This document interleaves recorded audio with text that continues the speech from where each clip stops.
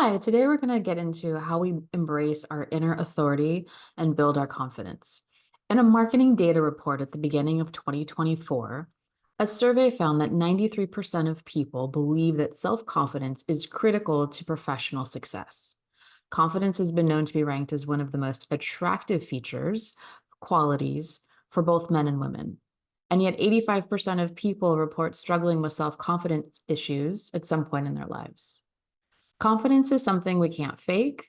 What we can't see, we can definitely feel. And to develop our own personal authority, we have to feel secure and safe by learning how to nurture ourselves. For most of us, we have to reparent parts of ourselves on things that we didn't get. No matter how much or how little nurturing we got as a child, it seems the majority of us have some wounds we have to tend to and heal ourselves. It's part of our experience as we decide who we want to become and to work on those attributes to make us more vibrant and an authentic person. Confidence and personal power can only come from finding where the trauma lives and mending that pain inside. In comparison, arrogance is about when we think we don't have any issues or faults that need to be reviewed. And so confidence becomes this process of knowing our triggers and knowing the difference between what gets projected on us and where our real value stands. It comes from the ability to feed into ourselves that pure love that only we know we need and want, and to nurture ourselves into the best version we want to become on a regular basis. This is not saying that we're broken or we need fixing, not at all. It's really about self-development and that incredible, exhilarating and rewarding experience that comes with it. But also with that comes these hard moments of realization and emotional upheaval to push on our expansion of ourselves. It's usually the strong that survive. It's the challenges that we bravely face and to live to tell about it. It's the patched up wounds and old scars that allow us to measure the growth and depth and the wisdom that we carry within.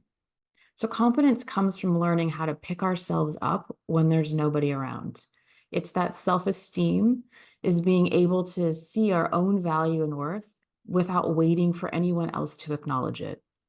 Self-worth is the determination that keeps you going in the face of adversity, and no one can shake you from it. Conviction and your intentions to live a better life are the attributes that create real personal authority. These are the ingredients that make you unstoppable, a leader that people will look to during moments of darkness and distress. But to be able to stand in that personal authority, there's an inner vulnerability that has to be reached.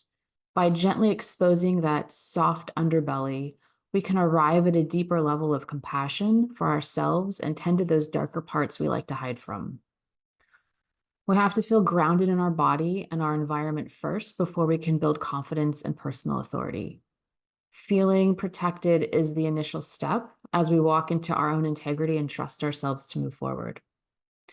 We have to be willing to be honest with ourselves, our true nature, and to hold ourselves accountable when we're not doing the things that are good for us. It's been reported that people with low self-esteem and low confidence can earn on an average $8,000 less per year than people with higher confidence. So how do we embrace our inner authority? Let's take into account how we really view ourselves. Observe that internal dialogue you have when things don't go right. Do you put yourself down when things go wrong, or are you able to build yourself up and solve the issues in front of you? Do you like the perception that you have of yourself? And if you like the way you think about yourself, how can you broaden that even further? And if you don't like that perception, how can you take those negative statements and turn them into positive ones? So how do we structure confidence?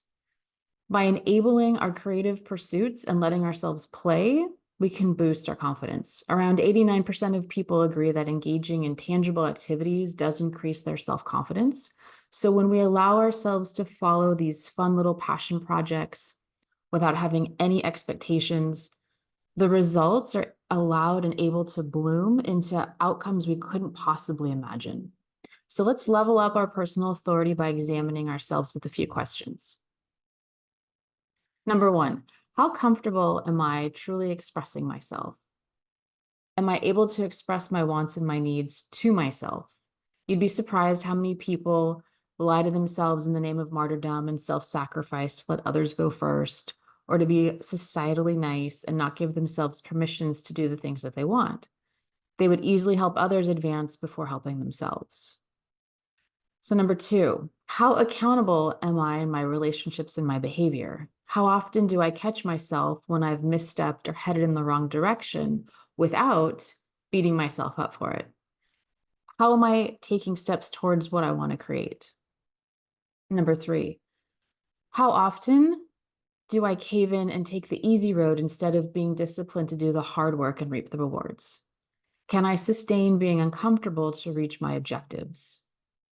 Number 4, what can I lean into more that allows me to step into my authentic self? What actions and behaviors do I want to exhibit that opens myself up to my truest version? Number 5, where do I feel out of balance in my exchanges with myself or others? What mindsets can I tweak to center or empower me? And so once you go through some of those questions and assess your answers, next we can move into some actionable steps that you can take to gain more inner authority and confidence. So here are 3 that I'll offer up for you to consider so that you can let your authentic self shine. Number 1, take on a small new project. Start on a tiny hobby you've been thinking about. Create something new that excites you and dive into the learning process. There's always joy in the beginning of any new project.